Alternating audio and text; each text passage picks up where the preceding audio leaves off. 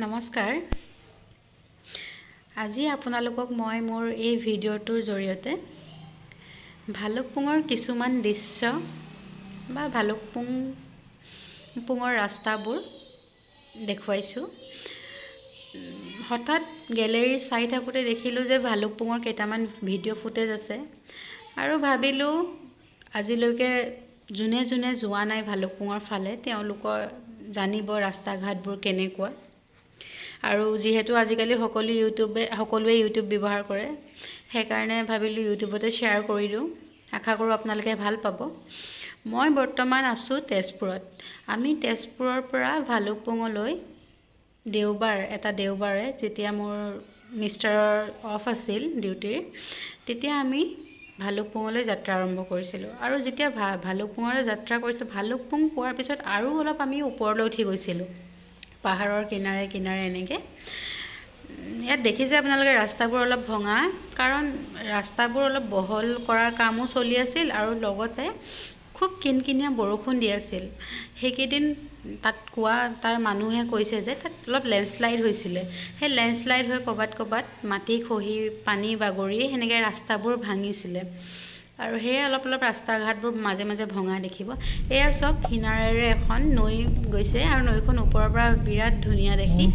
আৰু মাজে মাজে আপুনি ক'ৰবাত দেখিব জলপ্ৰপাত, ওপৰৰ পৰা পানী পৰি আছে। আৰু নৈখনৰ কিনাৰে কিনাৰে যোৱা পৰিৱেশটো সঁচাই বহুত ভাল লাগিছিলে গৈ।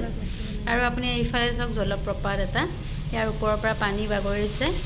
আকৌ আমি জলপ্ৰপাতত অলপ দেৰি ৰখি পিনে আকৌ আমি ৰিটাৰ্ণ হৈছিলোঁ। যিহেতু আমাৰ কোনো গন্তব্য স্থান নাছিলে, সেয়ে আমি আকৌ এনেকৈ ঘূৰি আহিছিলোঁ। ঘূৰি অহাৰো কিছুমান এনেকৈ আপোনালোকক দেখাইছোঁ।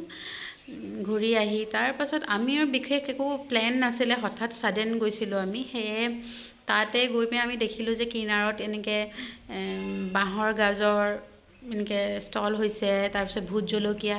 মোৰ মিষ্টাৰে আকৌ বাঁহৰ গাজ খাই খুব ভাল পায়, সেয়ে আমি আৰু তেওঁ কৈছে যে পাহাৰীয়া গাজৰ সোৱাদ বহুত বেলেগ আমাৰ এনেকৈ ভৈয়ামৰ গাজৰ লগত। সেয়ে আমি বাঁহৰ গাজ ল'লোঁ।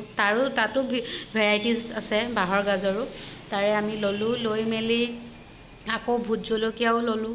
লৈ মেলি আমি ৰিটাৰ্ণ হৈ তাৰে এখন ভালুকপুঙৰে এখন ৰেজৰ্ট নহয় একচুৱেলি, ৰেষ্টুৰেণ্টত সোমাই পিনে আমি কফি ম'ম' খাই আমি ৰিটাৰ্ণ হ'লোঁ। যিহেতু তাত অলপ ঠাণ্ডা পৰিৱেশটো আমি সেইকাৰণে সোনকালে ঘূৰি গুচি আহিলোঁ। যিহেতু তেজপুৰ আহিবলৈ আমি আকৌ নামেৰি নেশ্যনেল পাৰ্কখনো পাৰ হ'ব লাগে, যিহেতু হাতীও ওলায় তাত বুলি শুনিছিলোঁ। সেয়ে আমি সোনকালে তেজপুৰৰ মুখে ৰাওনা হ'লোঁ। আপোনালোকে যদি মোৰ ভিডিঅ'টো চাই ভাল পালে তেনেহ'লে ছাবস্ক্ৰাইব কৰি দিব আৰু শ্বেয়াৰ কৰিবলৈ নাপাহৰিব। আকৌ লগ পাম আন এটি ভিডিঅ'লৈ। ধন্যবাদ।